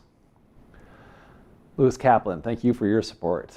Also, Spotzenfarber, thank you for your support. Spotzenfarber asks or says, first time live attendance. It's nearly 2 a.m. in Austria. Thank you for staying up. I love Austria. I've been there many times in my life. Spotzenfarber says, sending some appreciation for the dozens of hours of free content. I would love to see a future lecture going more into lesser known aspects of Jewish mysticism, particularly Merkava. Okay, well, that's very interesting. We should probably do that. We have not done, I don't think we've done much of anything on Jewish mysticism, and mysticism is always a very interesting exploration. We've done some Christian mysticism and even Islamic mysticism, so we should probably be doing that. It's a good suggestion. Thank you. William Gezele, thank you for your support. Also, your comment, thank you for the great lectures. I wonder if John is familiar with and gives any credence to the work of David Dorsey, the literary structure of the Old Testament regarding patterns such as chiasms. Don't know that I haven't read that book in particular. I'm definitely familiar with patterns like chiasmus, which is an ancient form of poetry that exists, in Greek poetry as well as in Hebrew poetry, where you have a pattern instead of going A B C or a rhyme scheme A B, you're having a rhyme scheme that goes, A B C C B A. So in other words, it goes into a middle and comes back out, and so that's part of the literary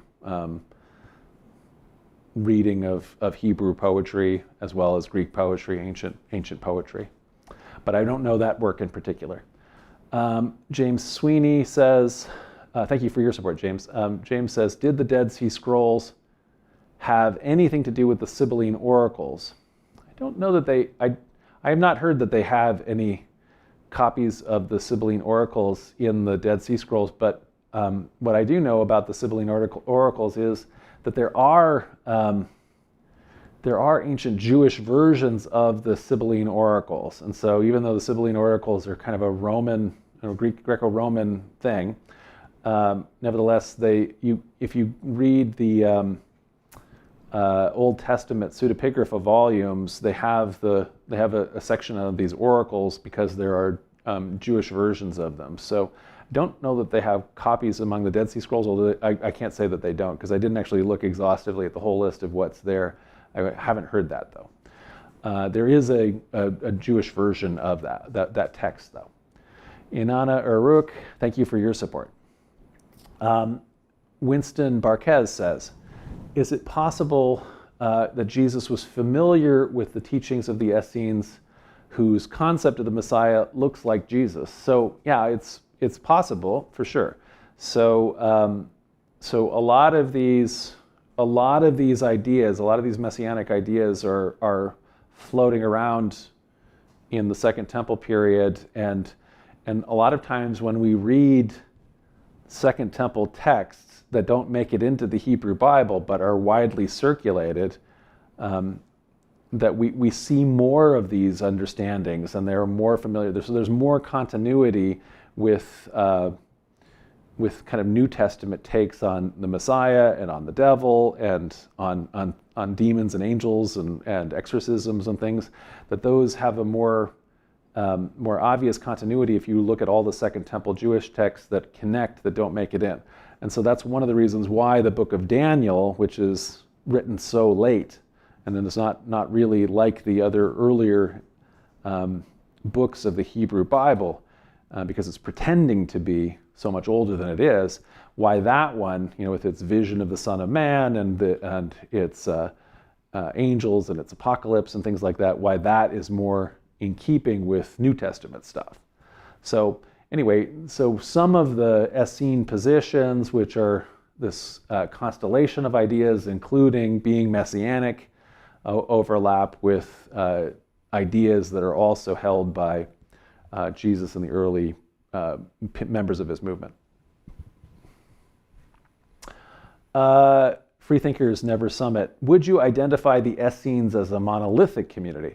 No, I wouldn't say they're monolithic, because there are descriptions of them that we have describe them as not monolithic. So the historical sources, both Josephus and Philo, mention groups within the communities. And so Philo has I think a description that there's essentially people who are pure, who are living the more monastic type, and then there's people who are living more the worldly life that support the group that is maybe purer.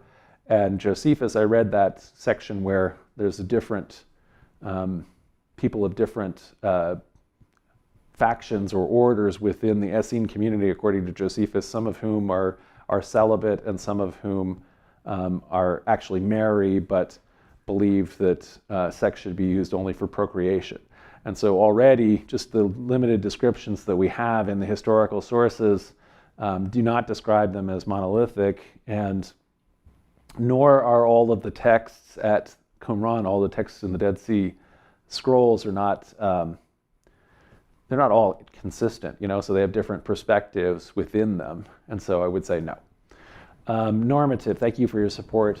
Normative says, thanks always for these always fascinating talks. You are very welcome. I really enjoy giving them, and I appreciate the support of all you guys that allow me to focus my time on this every week.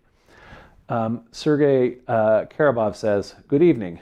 What is the scholarship regarding John the Baptist and Jesus being cousins? Is it a later edition? Yes. So that is only mentioned in the Gospel of Luke. And so I think almost everyone is agreed, almost all scholars are agreed that this is an addition to the story that the author of Luke makes in order to create Luke's elaborate nativity or Christmas story. So Luke has the author of Luke has this additional story, around Jesus' birth, where after Mary has had the angel Gabriel come to her and announce her pregnancy, that she will bear the Messiah, she goes and visits her cousin, her relative, older relative, who is pregnant already with John the Baptist, and that's how Jesus and John are made to be cousins as part of the story that Luke tells. So I don't think that's certainly not in any other source, so there's not any other sense that that's the case. So I would suggest that that's just something that is a creation of the author of Luke. Spatzenfarber says, while Christians typically see hell or the underworld as a place of fire, there are descriptions of Sheol using water imagery. Is this view somehow linked to Qumran baptism? That's an interesting thing. I have not heard that way. So the way that might be the case is not, is the way that in which baptism is seen as a death and a rebirth.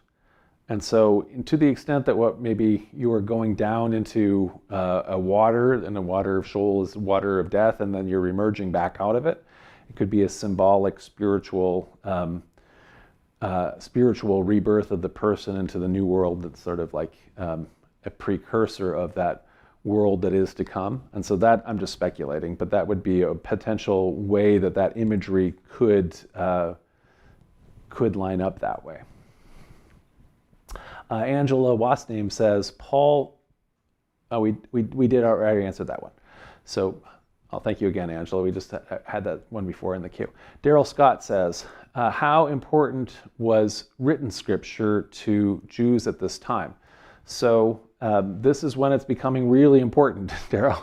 So we did a lecture on when the Torah was becoming especially authoritative for all the various sects of Second Temple Judaism, and we looked at the other traditions that were not focused on Torah. So the priests of the Jerusalem temple especially were the keepers of Torah, and they were the ones that were reading from it in public after they refounded the temple in the Persian period, in the early Second Temple period. And so they had it then, and it was important at least in Jerusalem, but maybe not elsewhere, because it isn't as central in, for example, the contemporary prophetic community, which is not busily quoting Torah, or the wisdom community, which is not.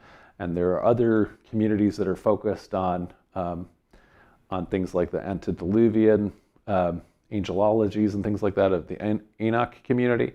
But now, by the time we're getting to the Hasmonean period, when we also are seeing the Essenes leave Jerusalem and found their faction at Qumran, this is when, as part of the Hasmonean religious program, Torah and Torah observance is becoming part of everyday Jewish, Second Temple Jewish existence. And in some cases, people are being forcibly converted in Idumea and maybe in Galilee, and rival sects like the Samaritans are having their temple destroyed by the Hasmoneans. Now written scripture is becoming increasingly important to Jews at this time. But that doesn't mean that they have all agreed on how Jewish law should be lived, what Sabbath observance should mean, how important even animal sacrifice is. And we can see that everybody from Jesus to the Pharisees to the Essenes to the Sadducees have different interpretations of the text that is becoming important. Normative says, early Christians transcendentalized the kingdom when the anticipated apocalypse failed to manifest. Is there evidence of a similar or another adaptive move in these traditions? So the Christians did that, when the apocalypse failed to manifest. But part of the apocalypse failing to manifest was a pretty serious thing that was looking like the apocalypse, which is to say when the temple and Jerusalem were being destroyed. And so a lot of Christians at that time were pretty convinced that that was the end of the world. The end of the world had started. Certainly the author of the Gospel of Mark thought that way. And then when the author of Mark was proved wrong, and his putting on Jesus' lips statements like, this generation will not pass away until you see the Son of Man coming in glory in the clouds, something that ended up being, therefore, a false prophecy if it was literal, and so therefore it had to be transcendentalized. The Christian community continued and did that. The problem here for the Qumran community is that they might have had the same idea of the apocalypse when the Romans destroyed their community, when they destroyed Qumran, but then the community evaporated and failed to exist. So we don't have any. By then, the scrolls were all put away for hiding and safekeeping in the caves, fortunately, and so they survived, but the community doesn't survive. So we don't have like if anybody survived and was writing about a more transcendentalized apocalypse, we don't have that because it isn't with the rest of the library and the community doesn't survive. John Williams, did the Essenes give up red meat to Luke? John not be in violation of Leviticus 16. I have to look up. I'm not seeing John. You have to look up what Leviticus 16 is, Leandro, if you can tell me. So I don't know it offhand in terms of having memorized the Bible. This is a long thing. Okay, so I don't know the answer to that. What I would just say is they're having the Essenes are having an ascetic diet where they are keeping, their own form of dietary restrictions. So in other words, they're keeping kosher and also having to have purification so that they are not they're not being defiled ritually by anybody who has not been purified. And so part of that then also, though, as a simplicity of diet, and I don't know all of the details of the dietary laws.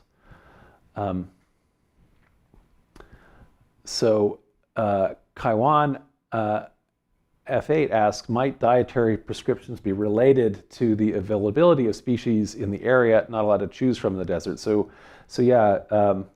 Is John the Baptist eating wild honey and locusts because that's what he could find? So maybe we don't know. So there isn't it's a strange diet, and it's a strange detail, but it doesn't have any obvious reasons why it necessarily is. I think there's been a lot of different speculation why that, and even we even have seen a variant of that. So later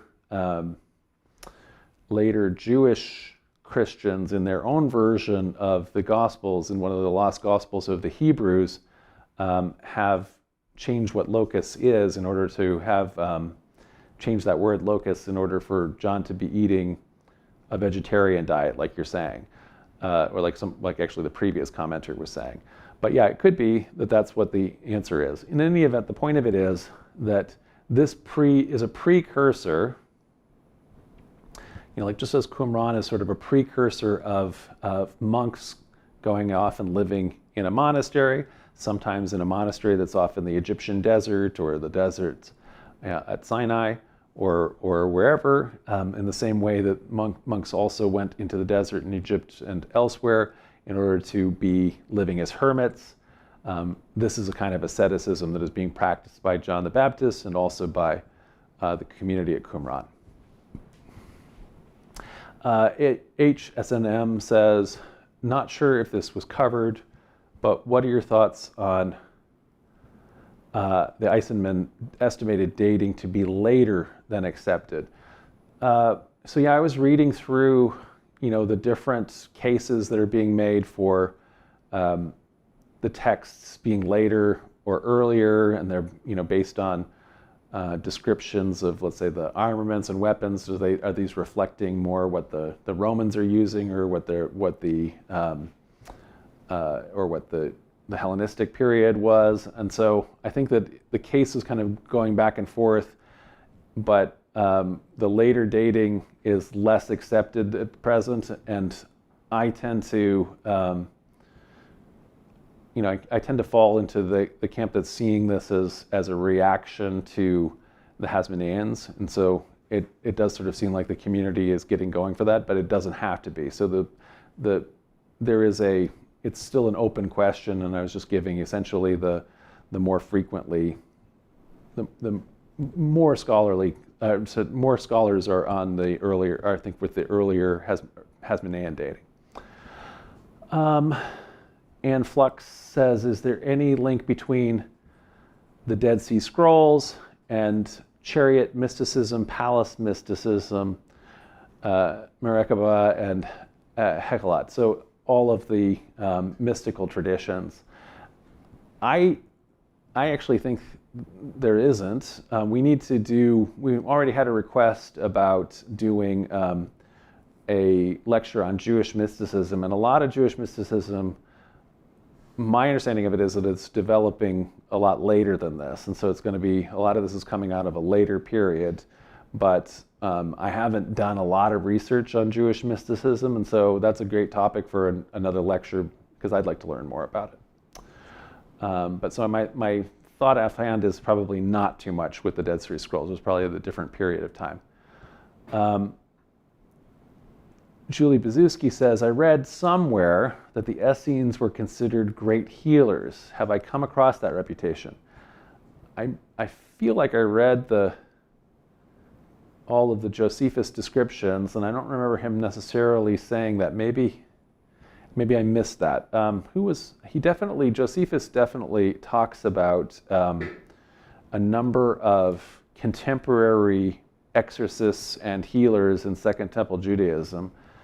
And I'm not remembering the Essenes as one of those groups, because we've had a different lecture before on faith healing, and I don't think that that's where he's talking about that. But maybe you're thinking of him talking about that. But I also don't want to rule it out, because I haven't necessarily read every single passage about the Essenes in Josephus, which I think is where that would come from, if it's from anywhere. Unrecognized Talent says, how sure are we that Essenes were the Dead Sea Scroll community? So we're not 100% sure. I think it's a pretty, there's a general scholarly consensus that I'm definitely on board with.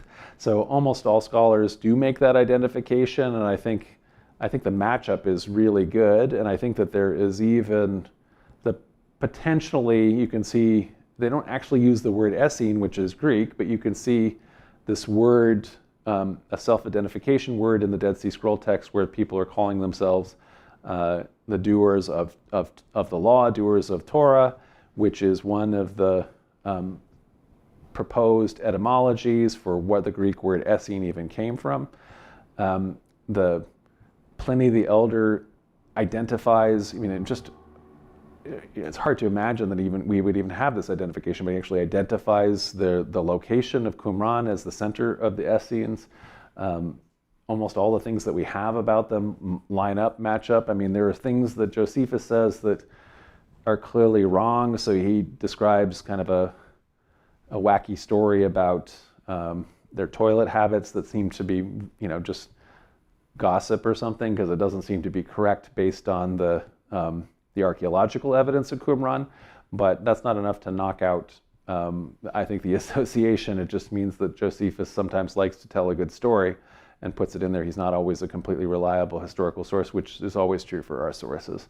So I think we can be pretty sure. I think it's pretty safe to equate them until we have a better theory from somebody who has a really compelling case against the identification. Aeon Flux says, to what extent did the Dead Sea Scrolls and Qumran community influence later Christian monasticism. So they don't have the record of this, this rule of the community.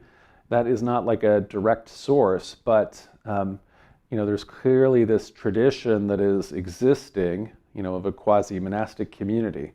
One of the things that we've talked about before in terms of the movement that Jesus gathers, we don't know anything like as much about the movement around John, but around Jesus, he also creates a community of disciples where they share property in common, they sell all their property and give to the poor, they beg for their daily bread, they live a spiritual life that renounces property anyway. They're praying for daily bread. And so that would be more like a quasi, they don't have a house or a monastery the way the Qumran community does, but so therefore they're more like Benedictine friars who are wandering around and living in the city and working among the people, as they're praying and healing and doing the kind of spiritual things of the community. And so what I would say is that there's an ongoing tradition of asceticism, of quasi-monastic communities and of hermetics, so people living off in the desert, and that may be just an ongoing spiritual tradition that the Christians are not directly mimicking Qumran, but nevertheless, it may, the ideas are there, the desert's there, and it could be that there's some continuity of this practice that's informing, the later Christian practice that gets started with the desert hermits.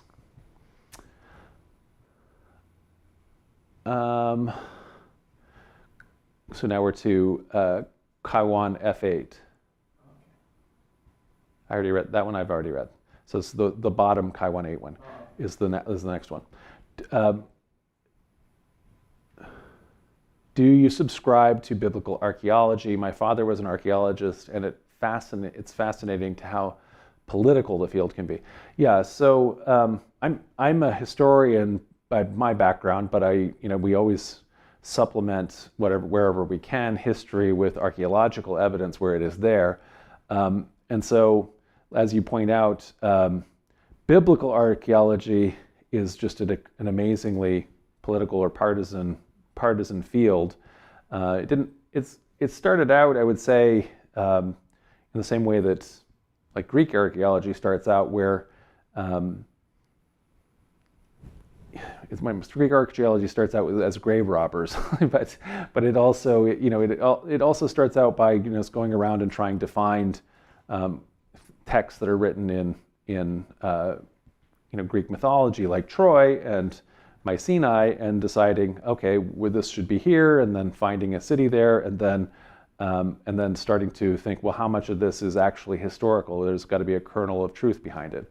And so with biblical archaeology, something similar was done where people are looking for signs of King Solomon's various fortresses and stables and things like that, or King David's work. And so you find things on the ground. You start to assign it to Solomon because you have heard out of the Bible that he's this grand, magnificent king. And so even though the structure doesn't say Solomon on it anywhere, it starts getting assigned to that layer. And so I would say that it begins, that's not a dishonest beginning, it's just a beginning that has assumptions that end up being false. Then over time, as the record becomes a lot better known, there are positions that are based on whether you have a very religious position as a Christian or Jew that wants to have a literal position on reading certain parts of the Bible as historical, which turns out they probably aren't. And so there is a lot of fighting still over the historicity of this united kingdom under David and Solomon that is probably not supported in the the best current archaeology, which is not supported actually in the best current archaeology. We talk about that every once in a while, and people always want to hear more. We'll probably have another lecture on that because we talk about it a lot, and we've gone over the case many times. Thank you so much. This was a great dialogue, great questions. Appreciate you being here. We are going to have a lecture next week, but we have not announced what it will be yet. We are still, we have some ideas. I'm still deciding. You guys have also made some suggestions. So be sure to be with us, and we'll announce it sometime during this week what we'll be talking about next week. See you then.